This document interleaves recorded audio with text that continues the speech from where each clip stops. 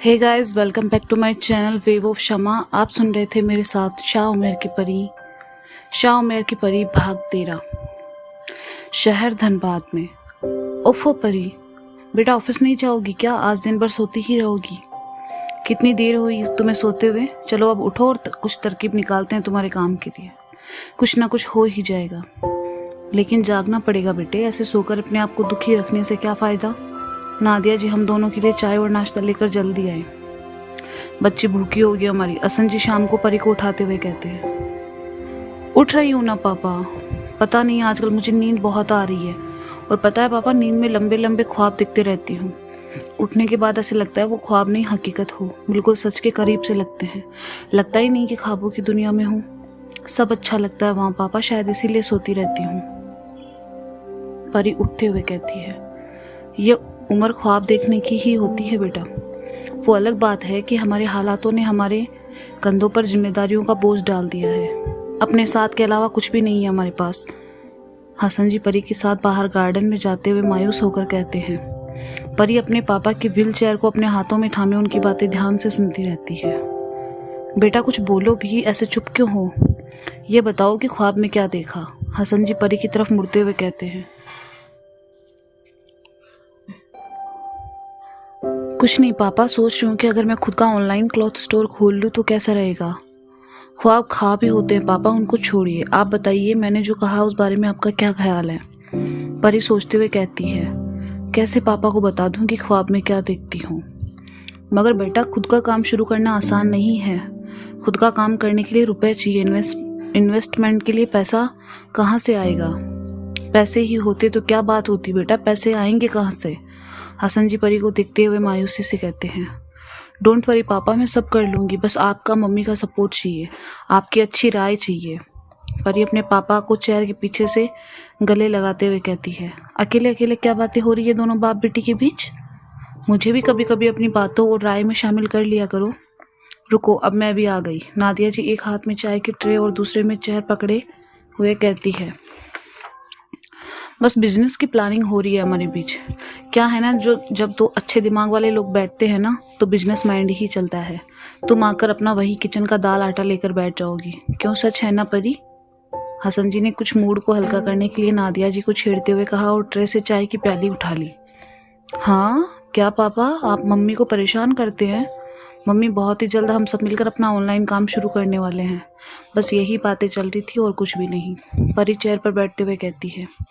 कौन सा और कैसा काम बेटा? नादिया जी हैरानी से पूछती है। कुछ ज़्यादा नहीं मम्मी, लेकिन मैंने कुछ सोचा है। पापा मम्मी, मैं एक ऑनलाइन कपड़ों की वेबसाइट बनाऊंगी। आसपास की दुकानों से उनके डीलर से बात करके उनके सारे कपड़ों के कैटलॉग को मैं अपनी वेबसाइट पर पोस्ट करूंगी। थोड़ी ऑनलाइन मार्केटिंग करनी होगी, बस वह एक बार काम चल जाए फिर कोई दिक्कत नहीं है। आजकल वैसे भी ऑनलाइन शॉपिंग का ही ज़माना है।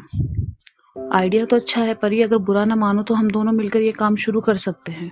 तुम ऑनलाइन काम देखना, मैं मार्केटिंग का ऑफलाइन काम देख लूँगा। गेट के पास खड़े आसिफ ने कहा। ये तो और भी अच्छी बात है आसिफ बेटा, आओ बैठो, मैं चाय लेकर आती हूँ तुम्हारे लिए। नादिया जी आसिफ को बैठने का इशारा करते हुए वहाँ से चली जाती है। मम्मी आप बैठो, चाय लेने की कोई ज़रूरत नहीं है, पीकर आया होगा, है ना? और कान खोलकर सुन लो मिस्टर आसिफ, मुझे आपके रहम करम की ज़रूरत नहीं है। आपकी हिम्मत कैसे हुई हमारे फैमिली मैटर में घुसने की? ऐसे ही किसी के भी घर घुस जाते हैं क्या? आप कोई तमीज़ बाकी है या नहीं? परी चिढ़ते हुए कहती है। परी बेटा ऐसे बात नहीं करते कभी किसी से भी, और साथ में काम करने में दिक्कत क्या है? तुम दोनों अच्छे दोस्त हो, दोनों को काम की ज़रूरत है एक दोनों से। साथ मिलकर बेरोजगार हो तो एक दूसरे की हेल्प करो, कुछ नया बिजनेस शुरू करो। देखना, मिलकर शुरुआत करने में ये काम जल्दी चल पड़ेगा, अच्छे से अच्छे लोगों तक पहुंच पाएगा, फिर इसे अच्छे से चलने में कोई नहीं रोक पाएगा। हसन जी परी को समझाते हुए कहते हैं। ठीक है पापा, आप बोल रहे हो तो मैं मान जाती हूँ, मगर इसे साफ साफ शब्दों में समझा दे कि दोस्त है तो दोस्त बनकर ही रहे, मेरे साथ कोई और रिश्ता जोड़ने की कोशिश ना करे। इसके इरादे आप जानते हैं। बाकी एक हफ्ते के अंदर सब सेटअप करना है तो हम कल से ही लग जाएंगे, ठीक है? परी कहती है। आशिफ बेटा सुन लिया ना आपने, समझ लीजिए आप ठीक से। दोस्ती के नाते आपके साथ है तो दोस्ती ही कायम रखिएगा। हसन जी आसिफ से कहते हैं। जी अंकल, आप बेफिक्र रहे, मैं आपको या परी को शिकायत का मौका नहीं दूंगा। थैंक यू परी, आशिफ कहता है। परी आने वाले कल का इंतज़ार करती है। ख्यालों में उसके वो खूबसूरत जगह, उमेर और उसकी प्यार भरी बातें चलती रहती है। कितना प्यारा और खूबसूरत है उमेर, और उसकी वो नीली आंखें, कितना इश्क छिपा नज़र आता है उनमें, कितना अपनापन है उसकी आंखों में। अनजान होकर भी कितनी जानी पहचानी आंखें हैं। परी खोई हुई सी बस सोचती रहती है, कहीं उमेर कोई जिन तो नहीं, क्योंकि मेरे साथ अब तक जो कुछ भी हो रहा है वो एक जिन ही कर सकता है। मगर जिन इतने अच्छे भी होते हैं।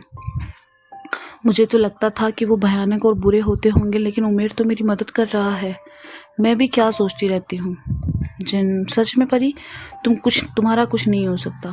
पता नहीं ये सवाल मेरे जहन में क्यों आए, लेकिन अगर आए हैं तो तुम्हें जवाब देना होगा उमेर। अगली बार मेरे ख्वाब में आओ तो सारे सवालों के जवाब चाहिए मुझे। हजारों सोचों का सिलसिला लिए परी कमरे में टहलती रहती है। दूसरी दुनिया, जाफरान कबीला। ये मोहब्बत का एहसास भी कितना खूबसूरत होता है। लगता है ये ख्वाबों का सिलसिला कभी ख़त्म ही ना हो। हाय, अभी उमेर अपने बेड पर आंखें मूंदे सोच ही रहा होता है कि कोई उसके ऊपर बाल्टी पर पानी उड़ेल देता है। उमेर उठकर बैठता है तो सामने शहजादी मरियम मुस्कुराती हुई दिखाई देती है। उमेर लाल आंखों से गुस्से में उन्हें घूरकर देखता है और फिर उठते हुए कहता है, दिमाग तो सही है ना आपका, पूरा गीला कर दिया आपने मुझे। कुछ तो खुदा का खौफ कीजिए। बुरा मत मानिएगा, हो तो आप शहजादी मगर निहायत बदतमीज हो। उमेर, मुंह संभाल कर बात करो शहजादी से। जी माफ़ करिएगा शहजादी, ये बहुत ही बदतमीज है। अभी मैं इसकी अक्ल ठिकाने लाता हूँ। शाहज़ैद कहते हुए उमेर को बालों से पकड़कर शहजादी मरियम से माफ़ी मांगने को कहते हैं। चाचा जी छोड़ दीजिए उमेर को, और माफ़ी की कोई ज़रूरत नहीं। मरियम कहती है तो शाहज़ैद उमेर के बालों को छोड़ देते हैं। मुझे माफ़ कर दे शहजादी मरियम, आइंदा से ऐसी गुस्ताखी नहीं होगी। उमेर गुस्से भरे लहजे में अपने बाल सही करते हुए कहता है, जो कि उसके अब्बा ने नोच डाले थे। बहुत खूब, अब उम्मीद है कि तुम शहजादी के साथ बदतमीजी से पेश नहीं आओगे। शहजादे शहंशाह ने तुम्हें सैर करवाने के लिए कहा है, इसलिए उन्हें मैं यहाँ लेकर आया हूँ। जाओ, जाकर कपड़े बदल लो और शहजादी को अपने साथ लेकर शहर पे जाओ। शाहज़ैद उमेर को हुक्म देकर चले जाते हैं। उमेर शहजादी मरियम को गुस्से में घूरता हुआ गुस्ल खाने में चला जाता है। तुम दोनों उमेर की बहनें हो ना, इधर आओ मेरे पास। मरियम अमायरा और नफीसा को दरवाजे पर खड़े देखते हुए कहती है।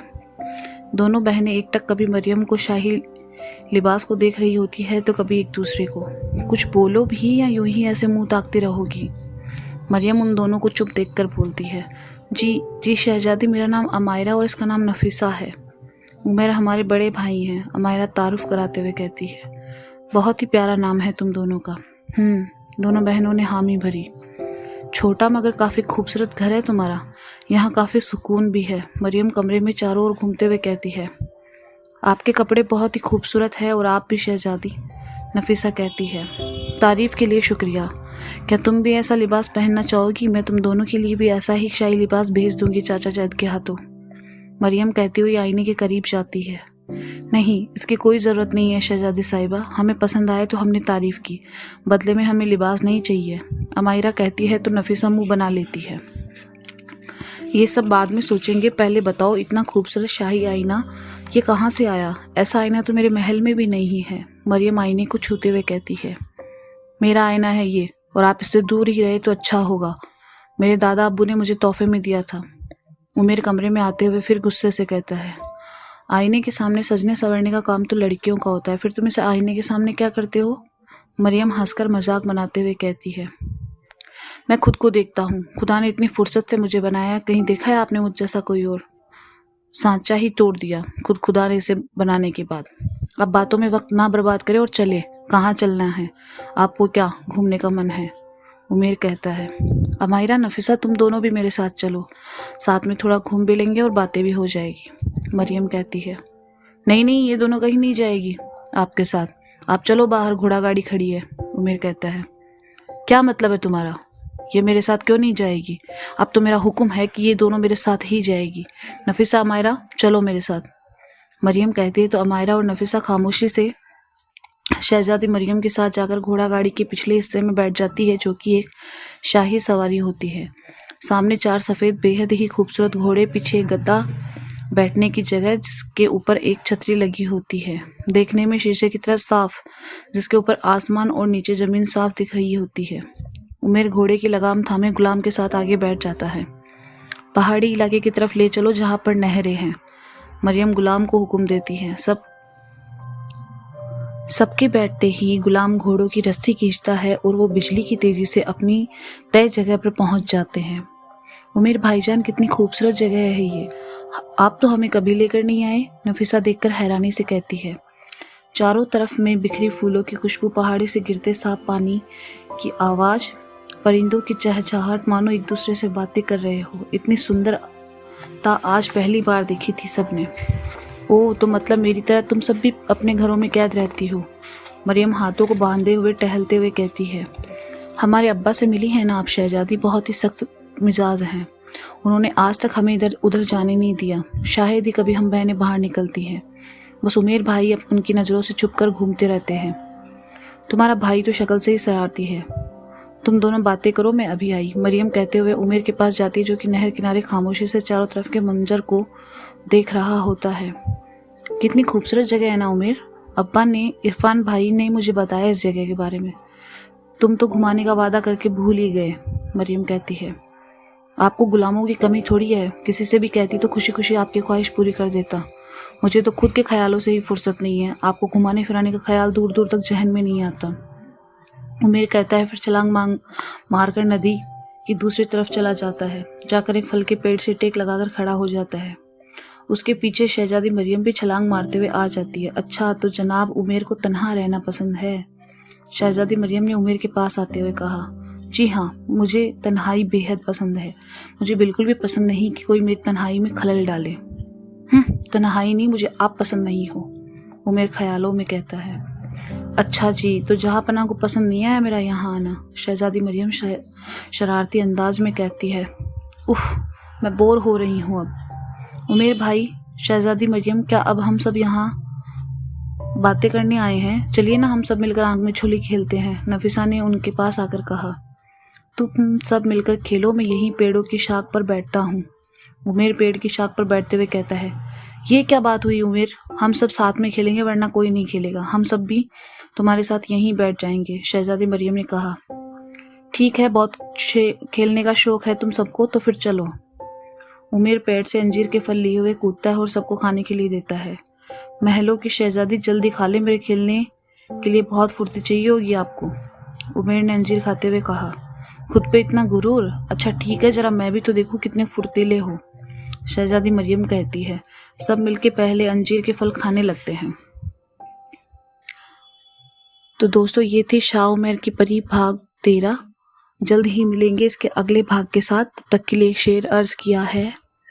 ख्वाबों में हर रोज आकर सवाल बन गए हो तुम, ख्वाबों में हर रोज आकर सवाल बन गए हो तुम, क्या समझूं मैं तुम्हें अपना, बस एक ख्याल बन गए हो तुम। बहुत बहुत शुक्रिया और खुदा हाफिज।